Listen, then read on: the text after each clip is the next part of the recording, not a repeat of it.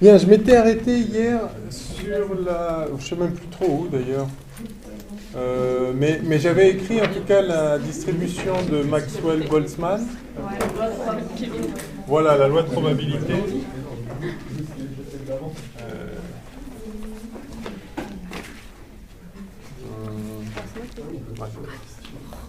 La probabilité de trouver une particule avec la vitesse v entre v et v plus dv en disant. On répond à la question 2. On est où? Calculer l'énergie interne. On avait donné. Est-ce que je vous ai donné la. On a donné ça comme indication.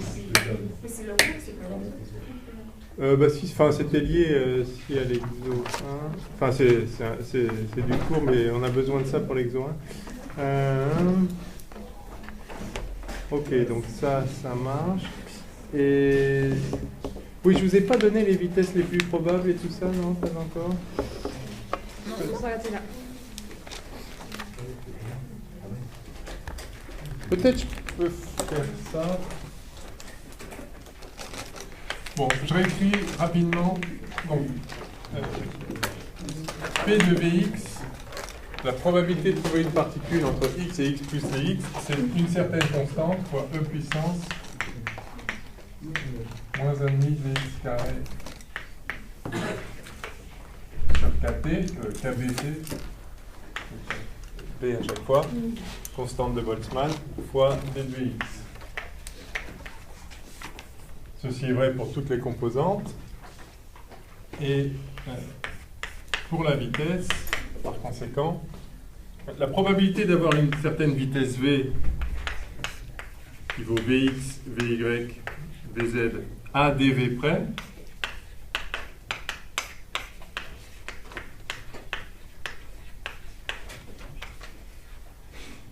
c'est le produit des probabilités d'avoir x entre... C'est-à-dire, pour avoir v entre v vecteur entre v et v plus dv, il faut avoir vx entre vx plus dvx, mais aussi vy entre vy et vy plus dvy, etc. Donc c'est le produit de ces probabilités. Par conséquent, vous avez p de v, là c'est entre... Je vais l'écrire comme ça, pardon. D de p, je sais plus, j'ai écrit d de p ou j'avais juste pas mis d de vx? Il n'y a pas P et D. Ok, pardon. Alors, D de P de Vx. Ça dépend des notations qu'on adopte, mais je sais plus ce que j'ai fait hier. Enfin, on avait écrit P de Vx. On n'avait pas marqué D. D'accord, donc ça, juste, bon, enfin, c'est un peu du vocabulaire, il faut juste savoir ce qu'on fait. Ça, c'est la densité de probabilité. Si vous avez une fonction, enfin, je sais pas,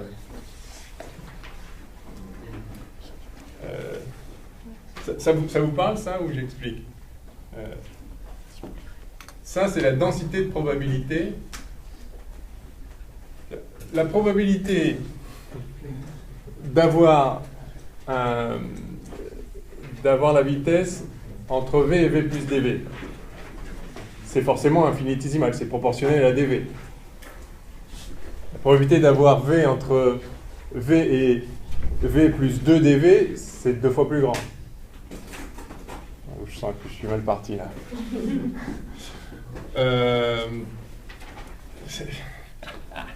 Ça vous parle pas, ça? Pas du tout. Mince.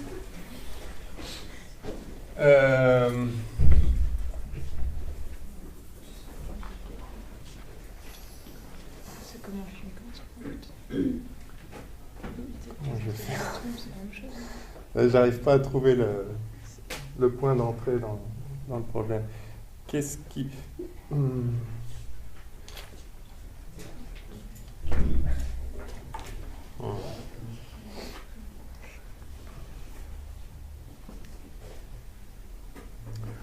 Ok. Supposons que je tire un nombre aléatoirement Non, ça va pas le faire parce que.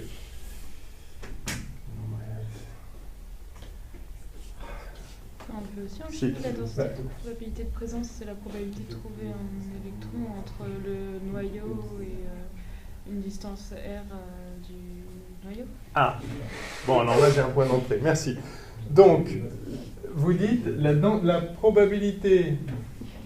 La densité de probabilité, c'est la distance qu'on va avoir de trouver un électron entre le noyau La chance, ouais.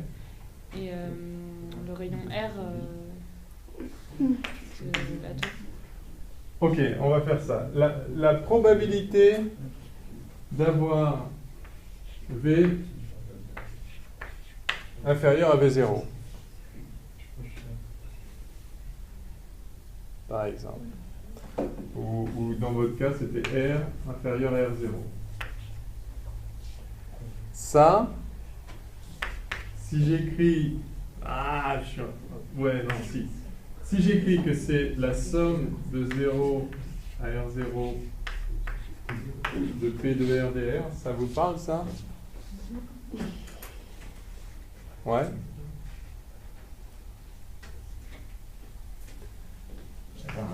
Par conséquent, dp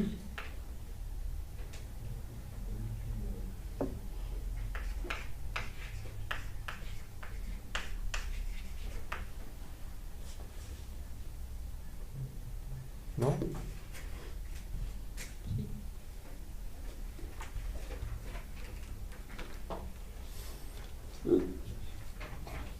Ça, c'est la probabilité d'avoir le résultat, enfin, d'avoir votre variable entre R0 et R0 plus dr.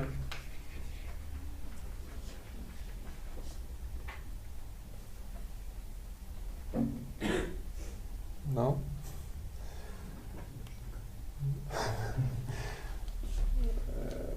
En fait, ça nous sert à quoi de... Non, là, c'est juste que j'ai peur qu'il y ait un truc que vous ne saisissiez pas sur les probabilités en général. Enfin, la relation entre la probabilité de quelque chose et la densité de probabilité. Le truc, c'est que si vous mesurez... Ok. Admettons, voilà, je reprends mon exemple fondamental. Vous tirez un nombre entre 0 et 1. D'accord ? La probabilité d'avoir un nombre en particulier, c'est 0. Il y a une infinité de nombres là-dedans. Supposons qu'on tire avec que la probabilité soit uniforme. C'est-à-dire j'ai la même chance de tirer tous les nombres. La probabilité d'avoir un nombre particulier, elle est nulle, mais la probabilité de tirer entre x et x plus dx, ça, c'est pas nul. Cette probabilité, donc, la probabilité de tirer le nombre entre x et x plus dx, c'est combien? Si la loi de distribution des probabilités est uniforme. Si j'ai autant de chances de tirer le nombre, si j'ai autant de chances de tirer n'importe quel nombre. La probabilité de le tirer entre x et x plus dx, c'est dx. Ouais. D'accord. Mais ça, donc ça c'est la proba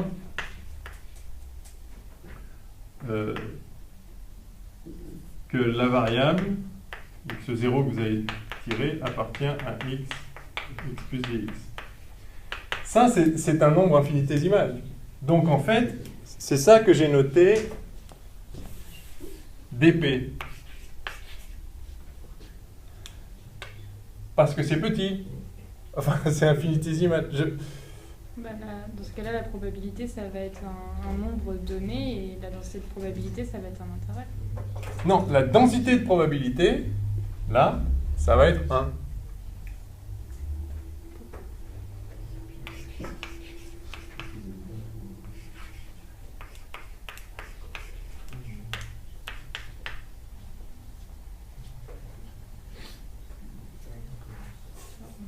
Non? Ah, c'est censé être super élémentaire ça, mais j'ai l'impression que... En fait, Px égale 1. Non, Px égale 0. P de x égale 1. Alors 1, si c'était de 1 à 2, ce serait 1,5. Parce que pour moi, la différence entre les deux, c'était que pour la probabilité, justement, on étudiait pour un nombre fini, entre guillemets, et pour la densité de probabilité, on étudiait la probabilité, mais sur un intervalle. Oui, mais... Commençons par du discret. Commençons par du discret. Je peux tirer les nombres, les nombres 1, 2, 3, jusqu'à n. Voilà. Supposons qu'ils soient équiprobables. Quelle est la probabilité de tirer chaque nombre? C'est 1 sur n. Il y a n nombres, ils sont équiprobables, 1 sur n. Parce que la somme des probabilités, ça fait 1. Maintenant, je peux décider... Donc, ça, c'est la probabilité de tirer n. Enfin, de tirer i. Un nombre i. C'est 1 sur n. Maintenant, je peux changer la loi. Je peux dire que j'ai plus de chances... Je peux dire que... je peux prendre une autre loi de probabilité qui va être que P de i, en fait, est proportionnel à i. J'ai plus de chances de tirer un grand nombre, par exemple. Par exemple, je sais pas.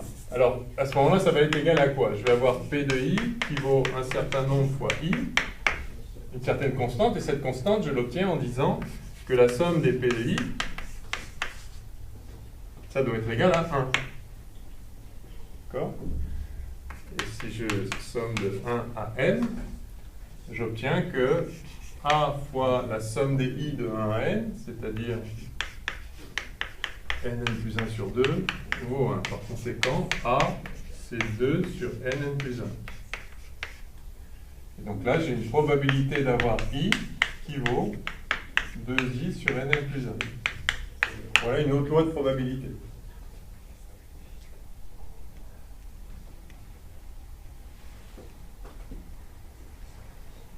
Ça, c'est la probabilité discrète d'avoir exactement le résultat i. Mais si maintenant vous avez un continuum de valeurs possibles, pas juste discret, mais vraiment un continuum. Vous voyez que si vous faites tendre n vers l'infini ici, la probabilité tend vers 0. Parce que chaque nombre, il n'y a aucune chance que vous tombiez sur chaque nombre. Par contre, vous pouvez donner la probabilité que vous tombiez. Donc maintenant je reprends l'exemple où ça va. Alors maintenant, on va dire que c'est continu de 0 à n, d'accord? Continu. La probabilité de tomber exactement sur 1, c'est 0. Par contre, la probabilité de tomber entre x et x plus dx, hein? Ouais.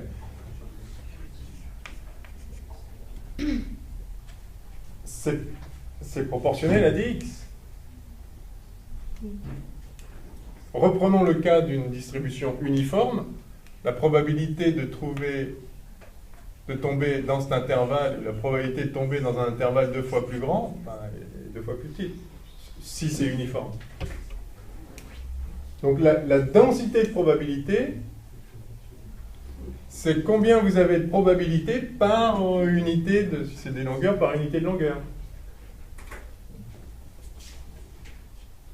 Donc la densité de probabilité, c'est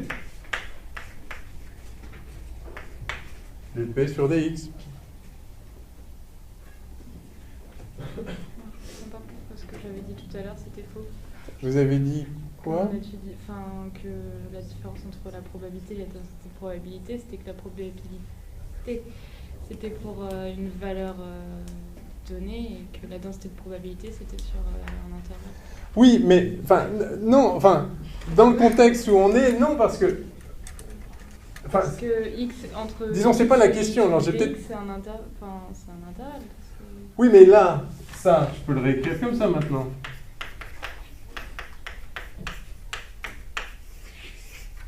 C'est ce que j'essaye d'écrire là, sous toutes les formes possibles depuis tout à l'heure. Le résultat n'est pas forcément un intervalle, mais on étudie sur.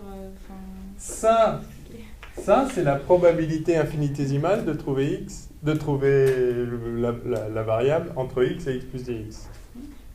Et ça, c'est la densité de probabilité. Et en fait, la densité de probabilité, elle est définie en chaque point. Tandis que la probabilité, ça, c'est la probabilité infinitésimale qui est dans un intervalle. Pour ça, alors, soit je n'ai pas compris ce que vous disiez, mais j'ai l'impression que c'est l'inverse. C'est-à-dire, oui, on utilise la densité de probabilité lorsque il y a une distribution continue de valeurs. C'est ça que vous vouliez dire? Non, je crois que j'ai fait l'inverse en effet. Mais, ouais. Et du coup, c'est bon, j'ai compris. Ok. Bon. Voilà, donc, la probabilité de trouver la variable entre x et x plus dx, c'est une certaine fonction de x fois dx. Et cette fonction nous dit comment la probabilité varie en fonction de x. Donc si ce p est grand, bah, il y a une grande chance de trouver la variable à la valeur en question. Si cette probabilité est très faible, bah, dans l'intervalle dx, il y a très peu de chances de trouver le nombre.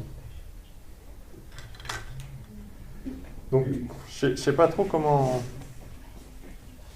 dire ça mieux. Bon, si on a besoin, si on retrouve ça à un moment, j'essaierai de vous expliquer ça mieux, mais c'est important ça en fait. C'est comme par exemple, voilà, prenons, parce que ça c'est au programme, prenons, enfin c'est pas que ça c'est pas au programme, mais voilà, j'essaie de vous faire comprendre ce truc de probabilité. Prenons la décroissance radioactive. Vous avez l'habitude ça de la décroissance radioactive, vous avez grande n particules, avec une durée de vie taux.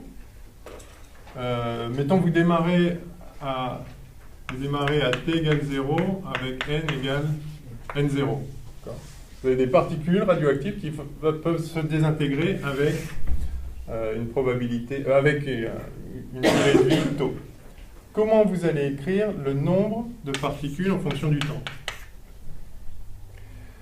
Vous allez dire que alors, le truc, c'est que la probabilité de se désintégrer pendant un temps dt,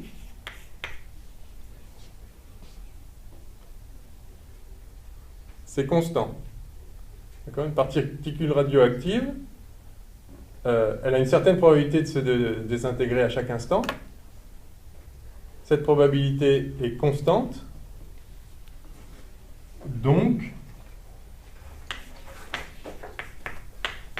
si j'écris ça, ça vous parle? Merde alors, j'avais pas prévu ça. Bon, bah alors, faudra, je vais préparer un petit quelque chose. Ça vous dit rien, ça? Non? Ou un ou deux à qui ça dit vaguement quelque chose? Bon, il faudra que je prépare un truc parce que là, on va perdre du temps. Il faut que je trouve un angle d'attaque pour que ce soit pas trop long. Et là, je suis pas sûr de voir où vous bloquez. Donc, je préfère pas trop perdre de temps là-dessus. Alors, bon, oublions pour l'instant. On va faire les exos de toute façon et on va voir ce que ça donne. Donc, si hier j'avais mis P, rajoutez D devant, excusez-moi, le P de Vx, densité de probabilité, c'est ça. C'est dp sur dv. Et c'est proportionnel à ça. Okay. Bien, alors on reprend donc.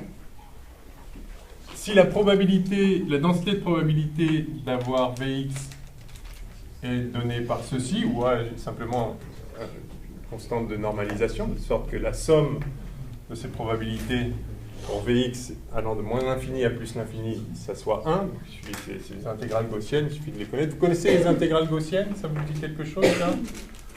J'en ai pas parlé, je crois, hier. Ce qu'on appelle l'intégrale gaussienne, c'est I indice n, c'est la somme. Alors soit on prend que la moitié, soit on prend le total, soit on va de 0 à l'infini, soit de moins l'infini à plus l'infini. Il y a une symétrie évidente de t puissance n, e puissance moins a t2 dt. Et donc en intégrant par partie cette intégrale, on obtient, une relation de récurrence qui nous dit que... alors je vais... Bon, enfin, ça se fait par partie, et donc par récurrence. Le point clé, c'est que pour n égale 0, I0, qui est donc la somme de moins l'infini à plus l'infini de e puissance moins at2 dt, ça, c'est racine de pi sur a. C'est pas totalement trivial, enfin, ça se démontre, il faut faire de l'analyse mathématique un tout petit peu élaborée, mais enfin, ça se fait, ça vaut racine de pi sur a. Alors évidemment, là, quand n est impair, cette fonction est impaire. Par conséquent, l'intégrale vaut 0. Mais par contre, vous pouvez écrire les intégrales de 0 à l'infini. L'intégrale ici de moins l'infini à plus l'infini est égale, comme la fonction est paire quand n est paire, est égale à 2 fois la fonction de 0 à l'infini. Donc bref, si vous connaissez tout ça, vous pouvez jongler et retrouver ce qu'il faut. Donc, vous voyez que cette intégrale-là, c'est celle qui intervient là quand on fait la somme sur toutes les valeurs possibles de Vx. Avec le facteur A qui vaut ça. Donc effectivement, on sait normaliser cette fonction, et c'est pour ça que dans le préfacteur que je vous ai donné hier, dans la normalisation, il y a une racine qui intervient avec les bons termes. Enfin bon, vous pouvez vérifier, sachant ceci, que le facteur de normalisation que j'ai donné hier est correct. Alors là où je voulais en venir maintenant, c'est que la probabilité de trouver la particule entre V et V plus dV en norme, ou même en vecteur, c'est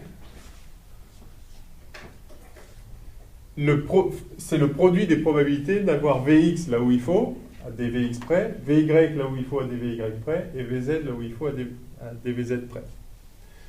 Et donc vous allez avoir un produit de e puissance moins 1,5 de mvx carré sur kbt fois la même chose avec y fois la même chose avec z.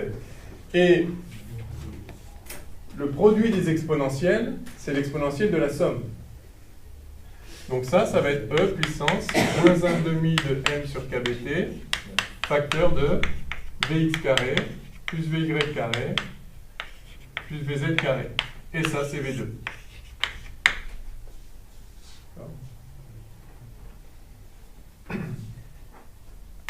Donc le dp pour la vitesse v, c'est ceci, fois dvx, fois dvy, fois dvz. Ça, c'est l'élément de volume dans l'espace des vitesses.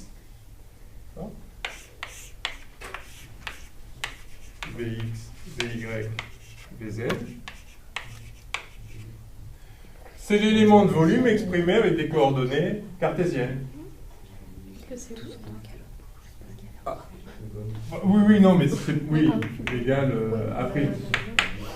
Oui, pardon. Je m'intéresse juste à la partie...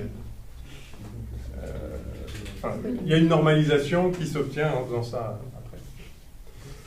Donc ça, c'est l'élément de volume dans cet espace des vitesses en coordonnées cartésiennes, et on peut passer en coordonnées cylindriques. Où se trouvent les points qui ont un certain V donné? Les points qui ont un V donné, c'est-à-dire la norme de V ici, un V donné correspond à une sphère dans cet espace. Tous les points qui sont sur cette sphère de rayon V ont pour vitesse en norme V. Et donc, on peut transformer cet élément de volume cartésien en élément de volume en coordonnées sphériques dans cet espace-là. Et on peut regrouper toutes les positions qui correspondent au même V. Eh bien, c'est-à-dire toute la sphère. Et donc, ce qu'on fait, c'est qu'on transforme,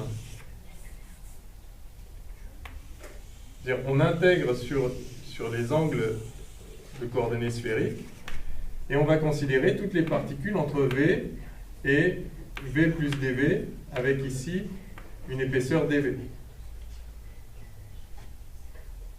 Toute cette région d'espace a un volume qui vaut, c'est le volume d'une sphère, de rayon V, donc 4pi V2, et d'épaisseur. J'ai dit volume d'une sphère? Non, c'est la surface de la sphère fois, ce volume-là, c'est la surface de la sphère fois l'épaisseur.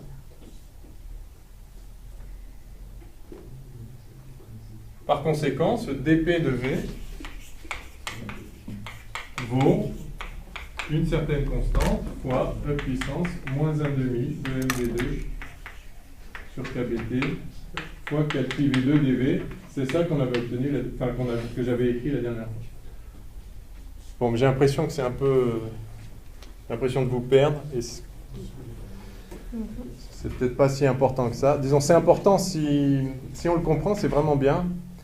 Mais j'ai pas envie de passer trop de temps là-dessus parce que le temps file. Donc, je reprends le fil de l'exercice. On pourra y revenir peut-être qu'à un autre moment, ce sera plus facile pour vous de saisir tout ça. Je voulais écrire, donc à la suite du cours d'hier, je voulais déterminer la vitesse la plus probable, ainsi que la vitesse moyenne et la vitesse quadratique moyenne. Donc ça c'est important et on raccroche comme ça sur l'exercice, sur la pression, etc. Donc, si je trace la densité de probabilité, on a écrit la densité de probabilité pour Vx, on a vu que c'était une gaussienne comme ça, d'accord? Qui avait une largeur ici qui dépend de la température. Sigma dépend de la température. Donc la température, c'est ça qu'il faut bien comprendre. La température, c'est une caractéristique de la distribution des vitesses à l'équilibre dans un gaz ou un fluide à l'état d'équilibre thermodynamique. On montre que, donc par des arguments statistiques, qu'à l'équilibre, lorsque la distribution des vitesses dans un gaz, par exemple, à force de s'entrechoquer et donc de distribuer l'énergie comme elles peuvent entre tous les degrés de liberté possibles, la distribution d'équilibre, c'est-à-dire la distribution des vitesses qui n'évolue plus en fonction du temps, qui reste la même, on a atteint l'équilibre, c'est nécessairement celle-là, ça ne peut pas être une autre. Donc cette fonction, cette forme gaussienne, cette fonction gaussienne, c'est une propriété statistique c'est une propriété du fait qu'on regarde le système d'un point de vue statistique. Cette gaussienne est la seule fonction qui, compte tenu de la dynamique sous-jacente, qui est essentiellement aléatoire, cette gaussienne est la seule fonction qui peut décrire la distribution des vitesses dans un gaz. Donc voilà ce qu'on obtient pour chaque composante de la vitesse, dans n'importe quelle direction, x, y, z ou n'importe laquelle. Et pour la vitesse, le P de V de la vitesse, c'est ça, donc c'est une gaussienne aussi, mais fois 4pi V2. Eh bien, ce qu'on trouve, alors évidemment, la vitesse en tant que norme, la norme de la vitesse, elle ne peut pas être négative. Ça, en 0, ça vaut 0, comme vous le voyez ici. Donc, je peux vous la représenter comme ça fait à peu près un machin comme ça. Donc, voilà la distribution de Maxwell-Boltzmann des vitesses dans un gaz. Je ne l'ai pas tracé, celle-ci, hier. Mais ça, c'est ça. C'est la gaussienne.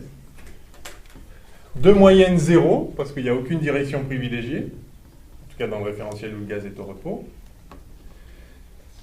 Et ça, c'est la probabilité, la densité de probabilité d'avoir une certaine vitesse V,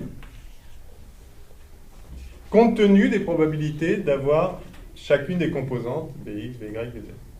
Donc il y a quelque chose peut-être qui vous paraît un tout petit peu choquant, c'est que la probabilité maximale pour une certaine particule, pour qu'une certaine particule ait une certaine vitesse Vx, c'est pour le Vx égale 0. Par contre, la probabilité qu'une particule ait ses trois composantes nulles, la densité de probabilité pour qu'une particule ait ses trois composantes nulles, c'est 0. Donc la vitesse la vitesse suivant un axe donné la plus probable, c'est 0, mais la vitesse la plus probable en norme pour une particule, c'est pas 0, c'est une certaine valeur ici, qui vaut quoi? Alors c'était ça, j'aurais pu le mettre sous forme d'exercice. Calculer la vitesse la plus probable dans un gaz à la température T. Donc, je réécris ici la densité de probabilité, dP de V égale, je laisse un facteur multiplicatif qu'on obtient, je l'ai donné hier, je ne sais pas, à moins que vous l'avez, racine de pi t, je ne sais pas quoi. À moins que vous l'ayez, pardon. Subjonctif. M sur 2 pi kBt. Ouais.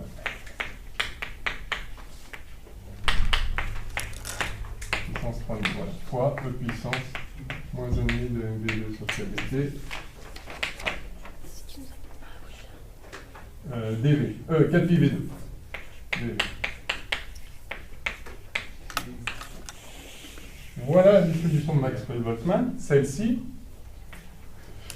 Quelle est donc la vitesse la plus probable dans ce gaz? Vous voyez que, encore une fois, j'insiste là-dessus, la distribution de vitesse a un seul paramètre libre, un seul paramètre, T.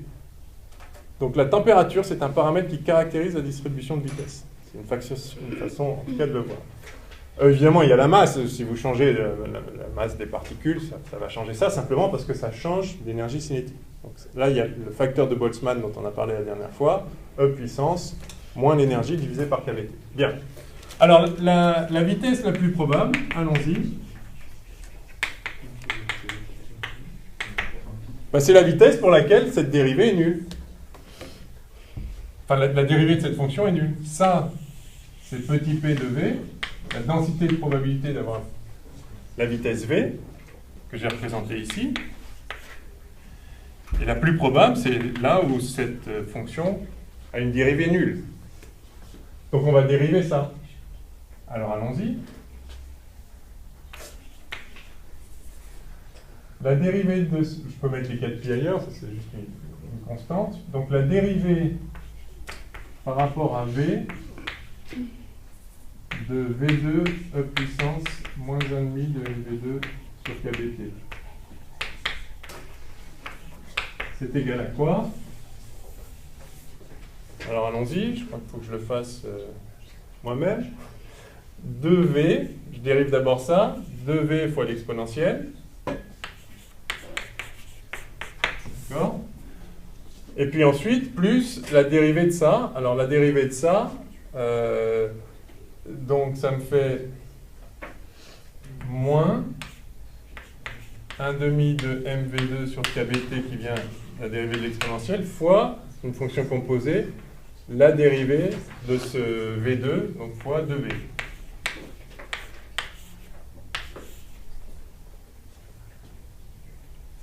Donc ça fait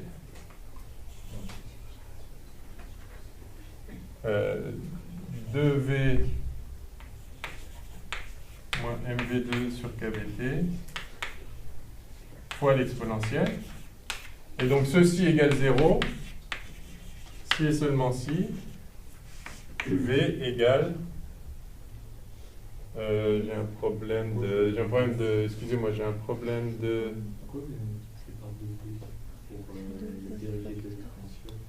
Ah oui, non, si, 2V, mais j'ai oublié de rajouter, il y a le V2, ah bah si, non, oui, il y a ce V2 là en plus, bien sûr.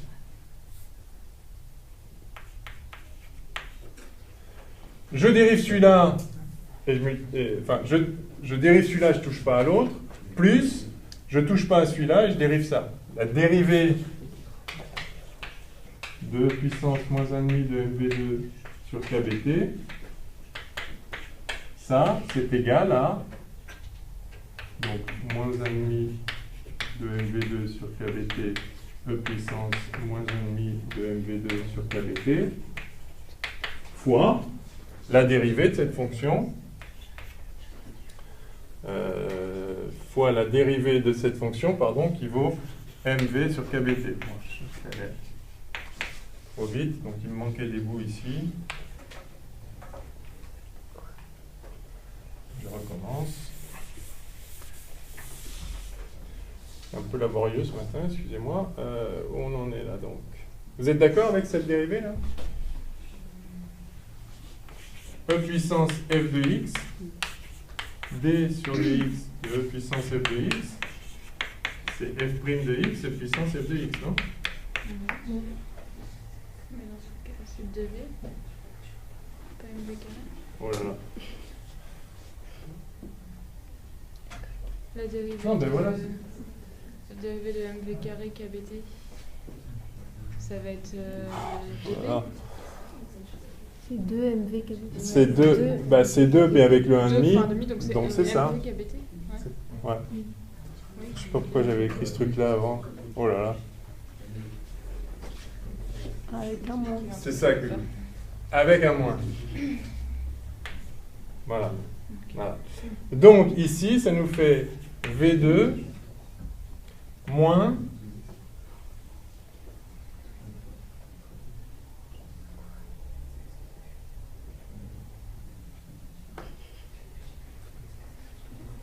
oh là là, c'est pas possible. V2 fois ce qu'il y a en bas. Voie de On a V. 2v Ah oui, exponentielle. 2V moins V2 fois ce qu'il y a en bas. C'est ça? Le tout fois l'exponentielle. Et ça vaut 0 lorsque V égale... Non, donc là on a V. Donc on a... Oh là là là. Pourquoi V2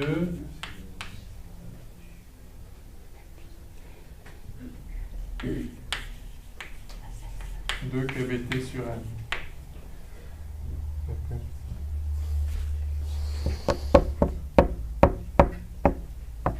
Ouais, c'est ça. Ouais. Ok.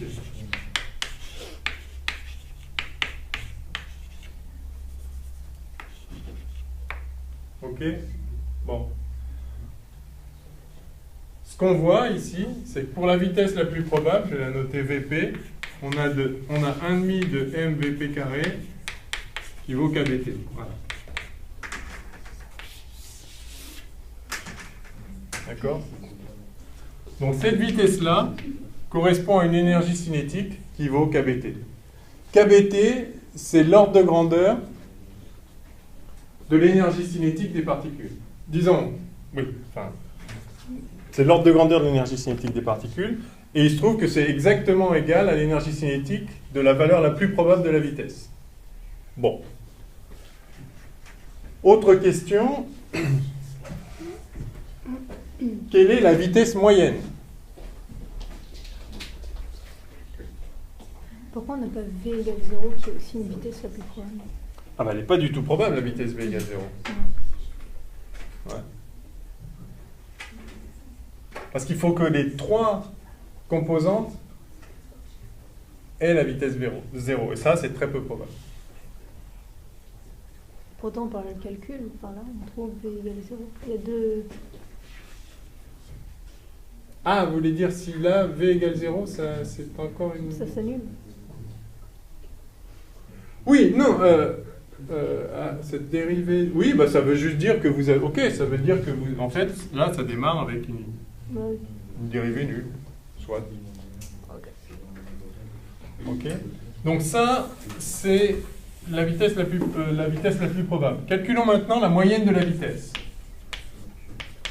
C'est quoi la moyenne de la vitesse? Par définition, c'est la somme de 0 à l'infini de V, P de V, dV. Est-ce que ça vous parle? La vitesse moyenne, C'est écrit comme ça. Ça, en fait, enfin, ouais, ça vous va ou... Oh là, les gens. Est-ce que ça vous parle? Vous êtes d'accord que la vitesse moyenne, c'est la somme des V fois P de V dV? P de V, Je c'est la vois. probabilité de vitesse. Pardon? P de V, c'est la P de V, c'est voilà, c'est celle-là, c'est cette densité de probabilité. La probabilité, la densité de probabilité, enfin, oui, c'est la densité de probabilité, P de V, donc tout ça, c'est la probabilité différentielle d'avoir la vitesse entre V et V plus dV. C'est sûr, ça va à tout le monde, ça? Bien. Donc, il suffit de calculer ça. Je ne vais pas le refaire, surtout que je ne suis pas très fort en calcul ce matin. Enfin, il suffit de l'écrire, hein, V fois ça, et ça s'intègre, on a un V cube. C'est une des intégrales gaussiennes que j'ai données. On trouve racine de 8 kBt sur pi m.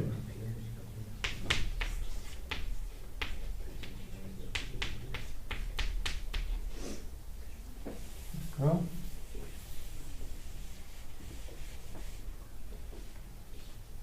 Et ça, si on compare avec la vitesse la plus probable ici, on trouve donc que c'est égal à 2 sur racine de pi fois la vitesse la plus probable. Donc la vitesse moyenne, c'est pas exactement la vitesse la plus probable, mais enfin c'est pas très loin. 2 sur racine de pi, ça fait 1,774, 75. Ça c'est presque 1, donc c'est même un peu plus grand que 1. Donc en fait la vitesse moyenne est un petit peu au-delà. Donc ça c'est la moyenne de V. Ça c'est la vitesse la plus probable. Et puis il y a une autre grandeur intéressante, plus intéressante encore en fait, c'est la vitesse quadratique moyenne, c'est-à-dire la moyenne de la vitesse au carré. Et ça s'écrit comment? C'est la somme de 0 à l'infini de V2, P de V, dV.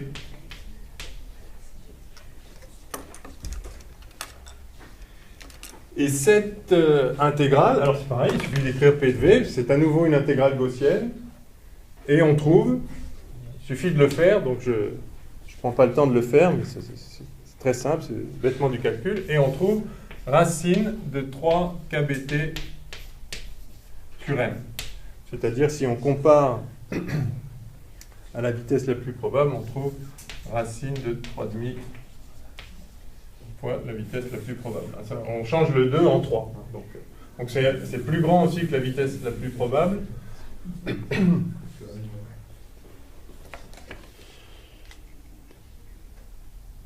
Donc vous voyez, vous avez Vp carré, c'est 2 racines, c'est 2 kt sur m. Là, c'est 8 sur pi kt sur m.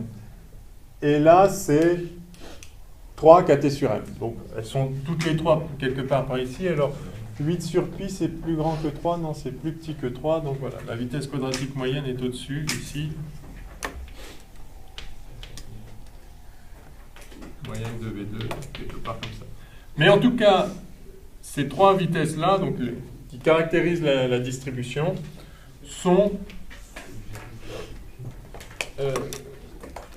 donnent une échelle d'énergie pour les particules, échelle d'énergie cinétique,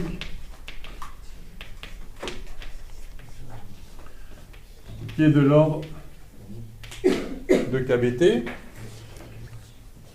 Donc il faut comprendre que la température, qui est l'unique paramètre de la distribution des vitesses, est liée à l'énergie typique des particules dans le gaz. Et l'énergie typique, c'est donc kBt, avec un facteur numérique qui dépend de ce qu'on appelle typique. Est-ce que c'est la plus probable? Est-ce que c'est la moyenne? Est-ce que c'est la quadratique moyenne? Dans tous les cas, retenez que c'est kBt. Alors, maintenant, on peut prendre l'exercice 1. C'est à ça que je venais. L'exercice 1, première question. Quelle est l'énergie cinétique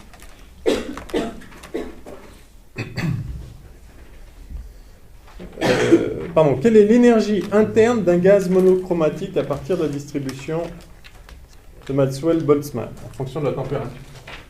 Alors, je voulais écrire ici gaz parfait.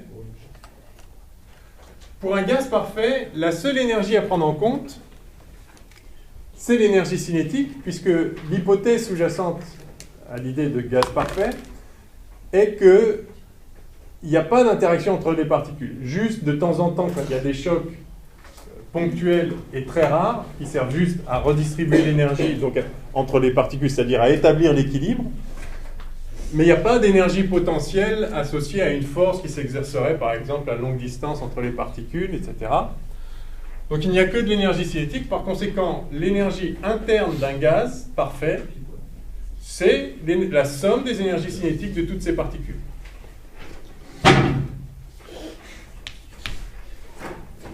Eh bien, l'énergie cinétique moyenne d'une particule, c'est quoi?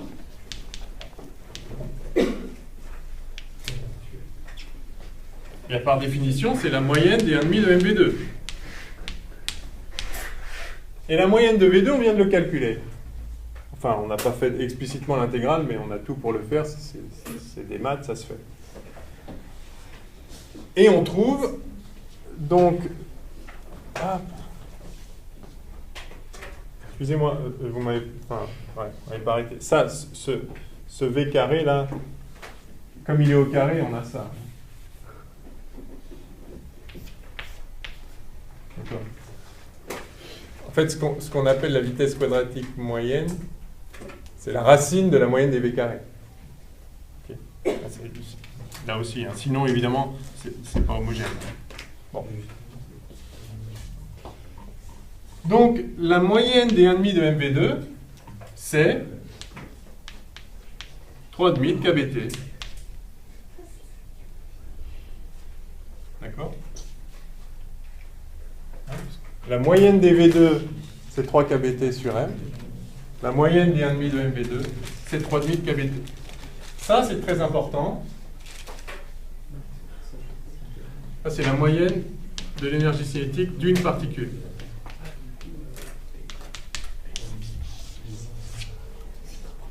Si vous prenez une particule particulière, son énergie cinétique, c'est 1,5 de MV2. Et V peut avoir différentes valeurs avec différentes probabilités, et la distribution des probabilités d'avoir la valeur V est donnée par la distribution de Maxwell-Boltzmann. Donc il suffit de calculer cette moyenne, c'est-à-dire de faire cette moyenne-là, c'est la somme des 1,5 de MV2 fois P de V dV. Pour toutes les valeurs de V possibles entre 0 et l'infini. Quand on fait le calcul avec l'intégrale gaussienne, on obtient 3,5 de KBT. Okay. Ça, c'est un résultat à retenir pour plusieurs raisons. D'abord, donc, ça vous dit que l'énergie moyenne est effectivement liée à KBT. Donc, KBT, c'est l'échelle d'énergie typique dans le gaz. En fait, l'énergie moyenne, c'est 3,5 de KBT. Par conséquent,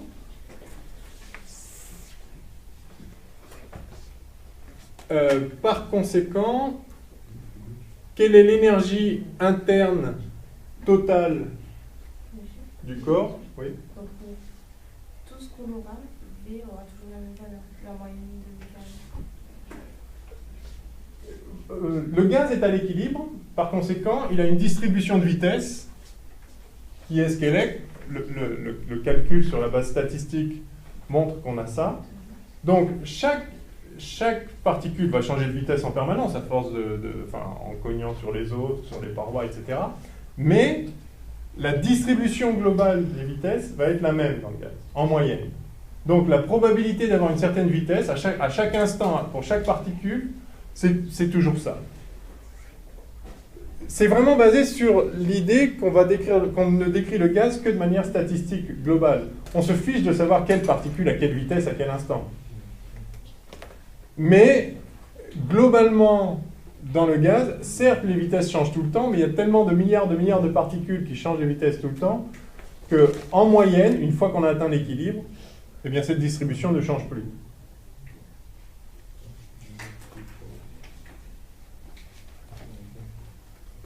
vous savez tous que la gaussienne, c'est vraiment la fonction qui arrive quand on fait avec la loi des grands nombres, quand on fait des probabilités. D'accord ? Si vous tirez... Non ? Non ? Ah bon ? Vous n'avez jamais vu la machine de Galton ? En fait, là, je m'aperçois qu'on est bloqué par tout un tas de trucs de proba, là. Depuis le début, je rame, là. Si vous tirez... Mais en même temps, c'est important. Tirez à pile ou face 100 fois. Vous allez obtenir, en moyenne, 50 piles, 50 faces. Mais si vous tirez si vous tirez 100 fois à pile ou face, la probabilité que vous ayez exactement 50-50, elle est finalement... c'est pas 1, quoi. De temps en temps, vous allez avoir 49-51. Parfois, 42-58. C'est plus rare, mais enfin, ça va arriver quand même de temps en temps. Si vous tracez la probabilité... Alors, on va tracer la probabilité de n piles, c'est-à-dire du nombre de piles que vous allez obtenir. D'accord ?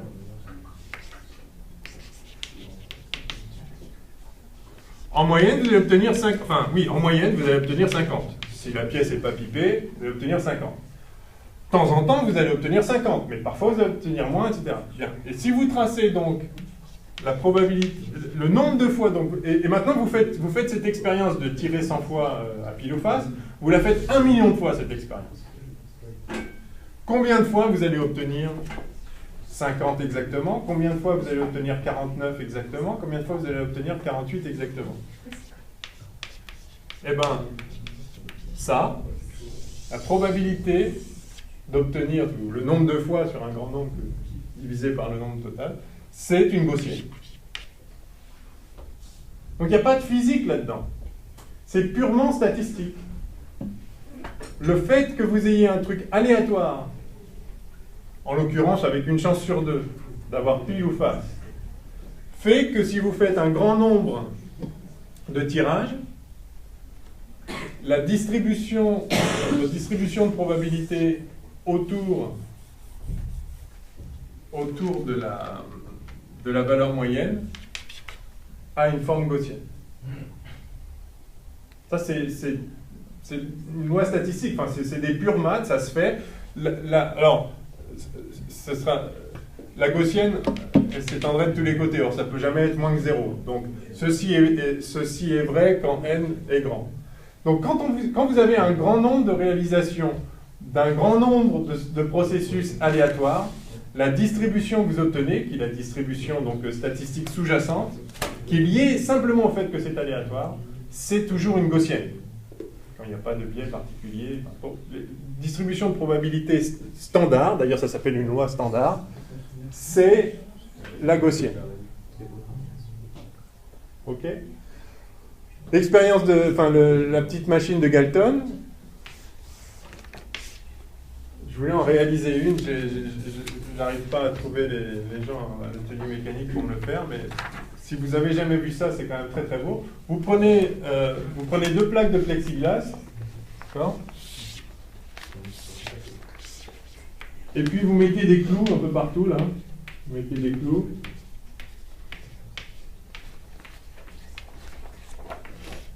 Qui traversent la plaque de plexiglas. Il faut vraiment voir cette expérience une fois dans sa vie, quoi. D'accord ? Vous avez des clous en travers. Et puis, vous injectez ici des billes. Et quand la bille arrive sur un clou, elle a une chance sur 2 de tomber à droite, une chance sur 2 de tomber à gauche. Donc, mettons que la bille elle va tomber là, elle part un peu à droite, ok, après, à la rangée d'en dessous, donc il y a des clous sur des rangées comme ça, à la rangée d'en dessous, elle va peut-être aller à gauche, puis après à droite, puis après tirer à droite, et puis encore une fois à droite. Ouais. Donc vous mettez quelques rangées comme ça, et vous laissez tomber des billes, et puis simplement, aléatoirement, elles vont aller un coup à gauche, un coup à droite. Et puis vous récupérez les billes en bas. Eh bien, la distribution, donc vous lancez 1000 billes, eh bien les billes en bas, elles vont être comme ça. C'est une parfaite gaussienne. Juste parce que la probabilité, vous avez autant de chances d'aller à droite et à gauche, et si vous faites de nombreuses fois le processus, et en fait il n'en suffit pas beaucoup, avec quelques rangées comme ça de clous, eh bien vous allez voir que ça va construire une gaussienne. Là, il y aura plus de billes au centre, il y aura plus de billes qui auront subi une déviation à gauche, qui ont subi autant de déviations à gauche qu'à droite. Donc ça, si vous voulez, c'est comme c'est un pile ou face. Vous allez à gauche si c'est pile, vous allez à droite si c'est face. C'est une chance sur deux à chaque fois. Et donc là, il y a plus de billes qui vont avoir tiré autant de piles que de faces. Et puis de moins en moins, il y en a très très peu qui ont eu que des faces ou que des piles. Bref, un processus aléatoire vous construit une gaussienne. Mais vous n'avez jamais vu la gaussienne dans votre vie? Si. Ah bon? Non, pas tout le monde apparemment. Wow. C'est pour ça que cette distribution. Ouais. Ok, peut-être. Bon, là, je l'ai écrit avec la vitesse module. C'est pour ça que si vous regardez maintenant la vitesse Vx d'une particule, la vitesse dans une certaine direction, eh bien, à force de s'entrechoquer avec toutes les autres particules et de changer sa vitesse, eh bien, la distribution des vitesses suivant un axe, ça fait une gaussienne de moyenne 0, évidemment, parce qu'il y a autant de chances d'aller à gauche qu'à droite. Et c'est ça la distribution de Maxwell-Boltzmann. Donc il n'y a vraiment rien il n'y a rien de mystérieux, c'est un pur effet statistique, c'est parce qu'on a beaucoup de particules. Et la largeur ici, alors des gaussiennes, il peut y avoir une gaussienne serrée, une gaussienne très large. La largeur, c'est la température. C'est exactement ça que nous dit, enfin j'ai effacé, ça c'est pour V module, pour Vx, c'est ça l'idée, c'est qu'en fait, une gaussienne, il n'y a qu'un seul paramètre dans la gaussienne, enfin mis à part sa moyenne, mais là, pour les vitesses d'un gaz, c'est forcément 0 la moyenne, à moins qu'il soit lui-même en mouvement. Donc il n'y a qu'un seul paramètre, c'est la largeur de la gaussienne. Et ce paramètre est lié directement à la température. Comment? Eh bien, bon, comme ça. Et le résultat, c'est qu'effectivement, l'énergie cinétique moyenne d'une particule, c'est 3,5 kBt.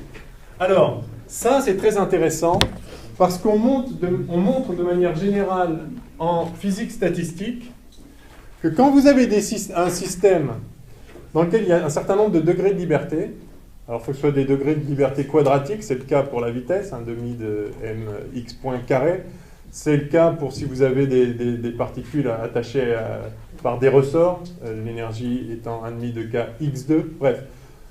De manière générale, quand vous avez différents degrés de liberté dans le système, le calcul statistique montre qu'il y a toujours 1,5 de kBt par degré de liberté. Donc ça, j'aimerais que vous reteniez ça.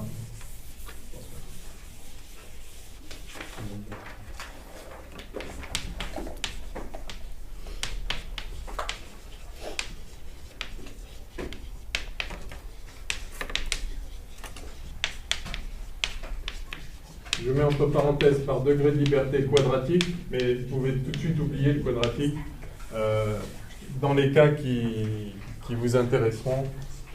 Ces degrés de liberté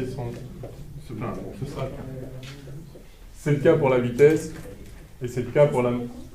Donc ça, c'est l'énergie...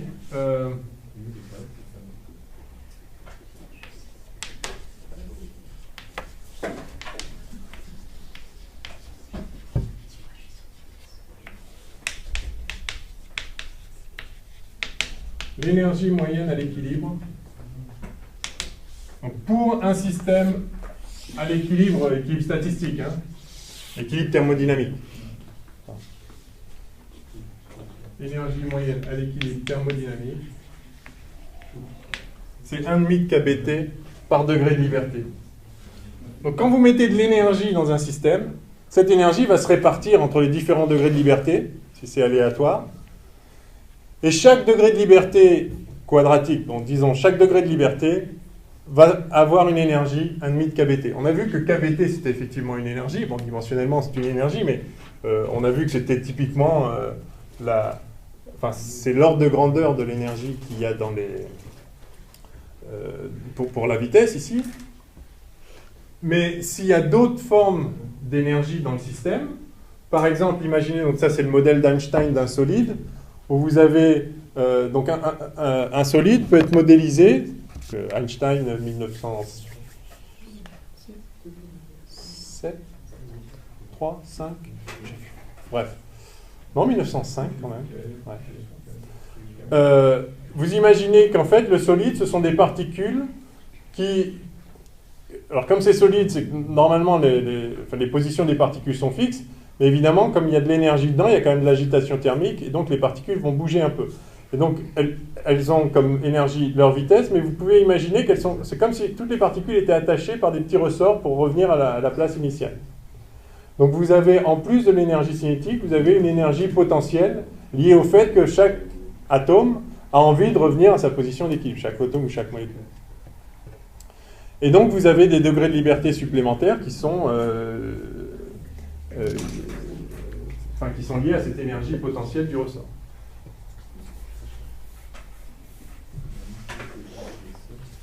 La position, vitesse, bref. Donc, 1,5 de kBT par degré de liberté. Là, on a trouvé 3,5 de kBT. Pourquoi? Parce qu'il y a simplement 3 dimensions. Donc, les degrés de liberté pour une particule qui est libre de se déplacer dans l'espace, elle peut aller par là ou par là. Il y a 3 directions, il y a 3 degrés de liberté. Vous déterminez la position d'une particule par 3 nombres parce qu'on est dans un espace à 3 dimensions. Donc, si vous avez 3 degrés de liberté,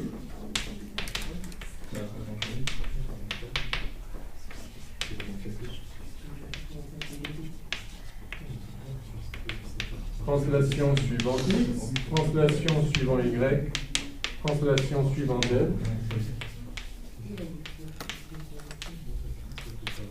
Eh bien, on obtient 3000 kBT.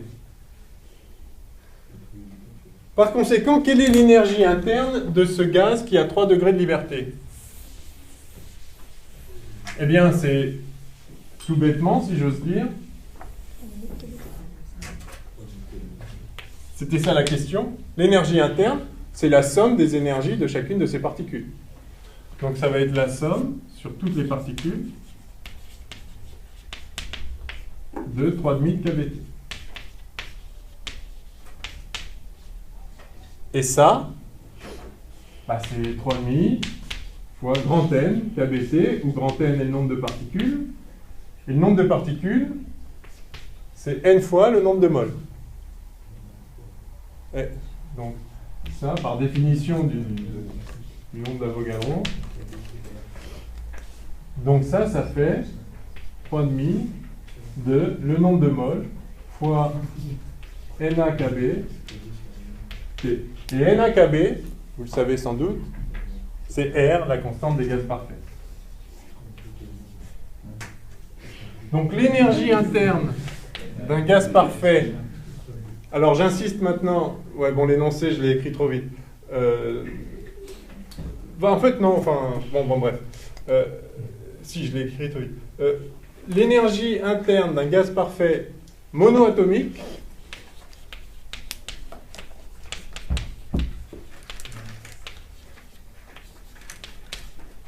c'est 3,5 de nRT.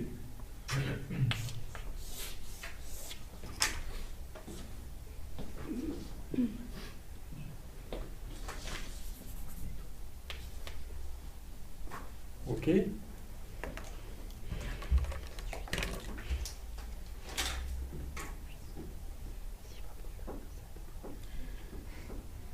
Quelle est sa capacité calorifique? C'est demandé ou pas? Oui, on déduire la capacité calorifique molaire. Ah, formidable. La capacité calorifique molaire, du coup, 3000 de R, et vous savez le déduire de là? Oui. C'est du sur dt. Ah oui, vous savez ça déjà directement, très bien. du, donc CV. En fait, donc on a CV égale 3000. Alors 3000 de NR s'il y a une mol, et si elle est molaire, c'est par mol, donc ça fait petit CV égale 3000 de R.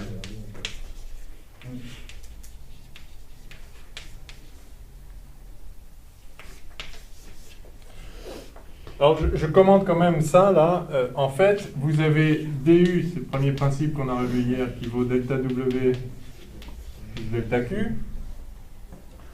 Lorsqu'on est à volume constant, si on fait une transformation à V constante, on a delta Q qui vaut CV dt, ça c'est la définition.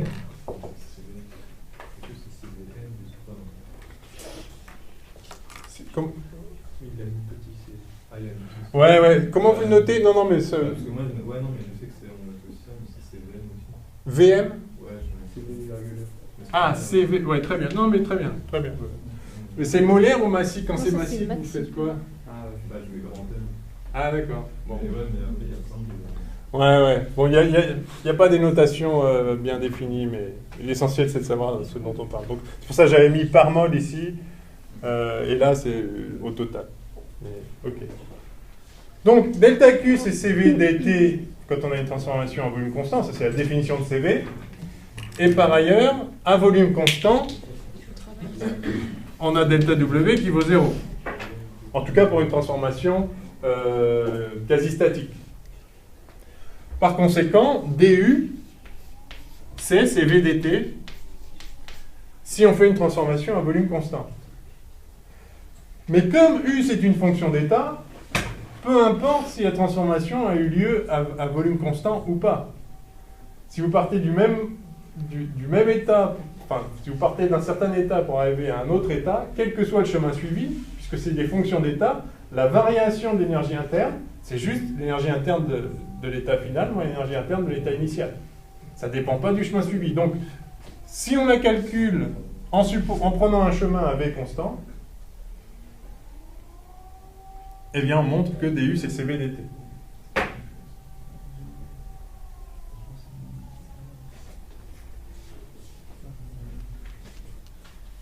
Je ne vous ai pas rappelé qu'un gaz parfait avait, par définition, en tout cas, une caractéristique du gaz parfait, c'est que U ne dépend que de la température. Je l'ai dit, je crois. Hein. Ça, c'est la loi de Joule. Il faut que je vais l'écrire.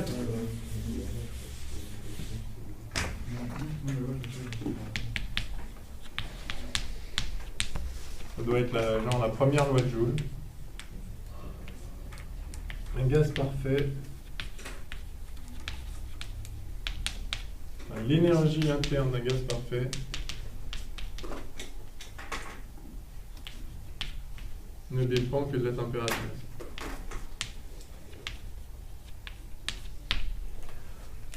Ça, c'est très important. Très, très important. Et la deuxième loi de Joule, c'est que l'enthalpie, absolument pareil. Ah, vous êtes bon en thermo. Yes. Donc U et H. Ça caractérise le gaz parfait. C'est-à-dire que tout gaz parfait vérifie ça, et tout gaz qui vérifie ça est un gaz parfait.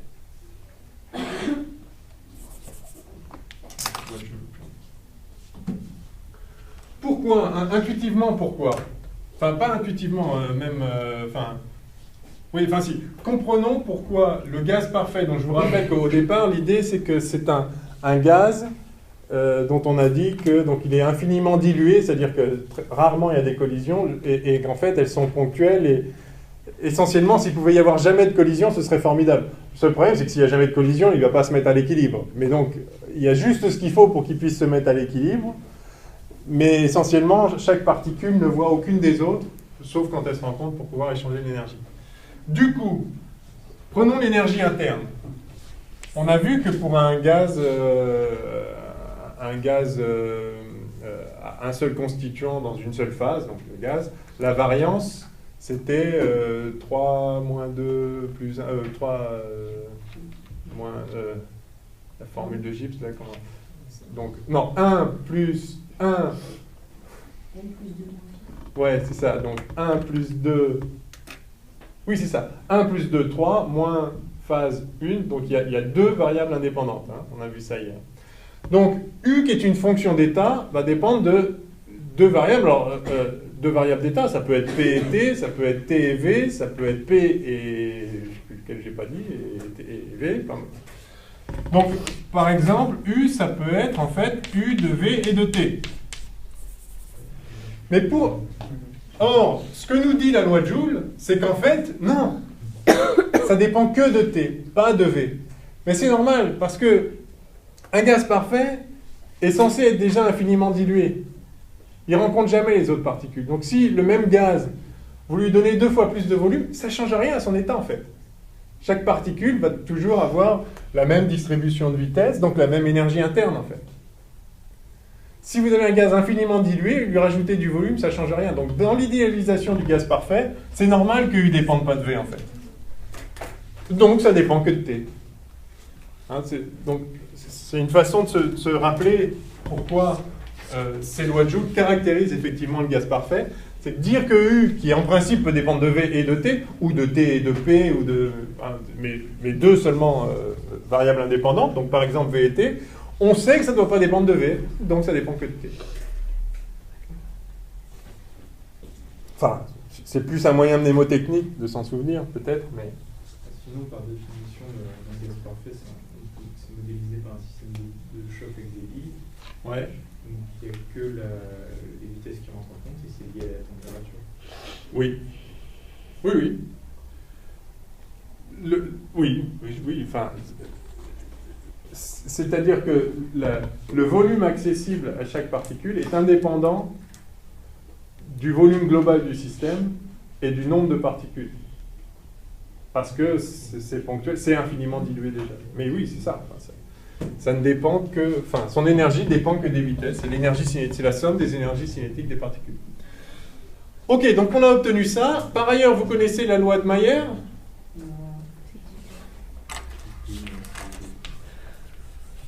Qui dit que Cp moins Cv égale R. Ça aussi, c'est pour tout gaz parfait. D'accord ? Donc, si on a... ou NR, si vous avez N mol, enfin, ça dépend si c'est molaire ou pas. Enfin, bref. Si c'est molaire, c'est R. Donc, je mets un petit M, là, comme ça. Ouais, je vais... bon, NR. Enfin, on se comprend. Ouais. En fait, ce qui serait possible de revoir la démonstration, c'est une question qui tombe souvent, qui appelle. Redémontrer Mayer. Bah. Faut partir de la définition de CT. Pardon ? Faut partir de la définition de CT par rapport à PV. Oui, ben, on peut écrire, je pense qu'on peut faire ça, DU égale CP dt, CV dt, et DH égale CP dt. C'est ça ? Et H, c'est U plus PV. Donc, oui, voilà. Voilà, donc pour le gaz parfait, je peux faire comme ça, effectivement. Voilà. Plus NRT, donc DH, CDU, plus NRDT, donc CPDT égale CVDT, plus NRDT, et donc, ok. Donc CP moins CV égale NR. Vous êtes bon, vous, en thermo, hein. Non, mais vous avez ça bien en tête. On est d'accord, c'est pas compliqué, hein. Mais enfin...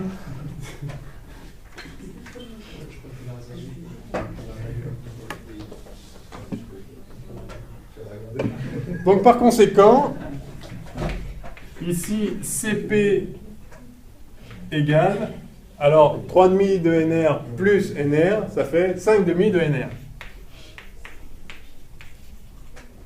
Et par conséquent, le rapport CP sur CV qu'on note gamma vaut 5 tiers. Pour le gaz parfait monoatomique. Et alors tout ça, donc, se retrouve en une ligne et demie. Si vous vous souvenez qu'il y a 1,5 de kT par degré de liberté, un gaz monoatomique à 3 degrés de liberté peut se déplacer suivant chacun des 3 axes, indépendamment. Donc il y a 3,5 de kT. Par conséquent, son énergie interne, c'est la somme des 3,5 de kT sur toutes les particules, ce qu'on a fait là. Et donc ça vaut ça. Comme donc CV vaut ça, CP vaut juste R de plus, ou NR de plus s'il y a une mole, et donc le rapport c'est 5 tiers. Donc le facteur gamma, comment on appelle ça, l'indice adiabatique, c'est 5 tiers. Alors maintenant, prenons un gaz diatomique. Gamma, Cp sur Cv, indice adiabatique. C'est bien comme ça qu'on l'appelle. Indice adiabatique. Ouais.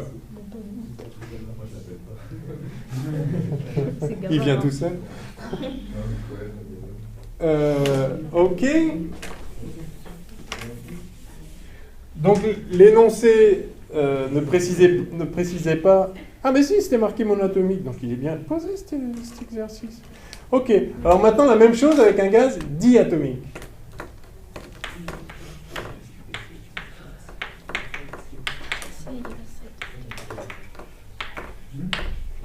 Là c'est simple, il suffit de compter le nombre de degrés de liberté.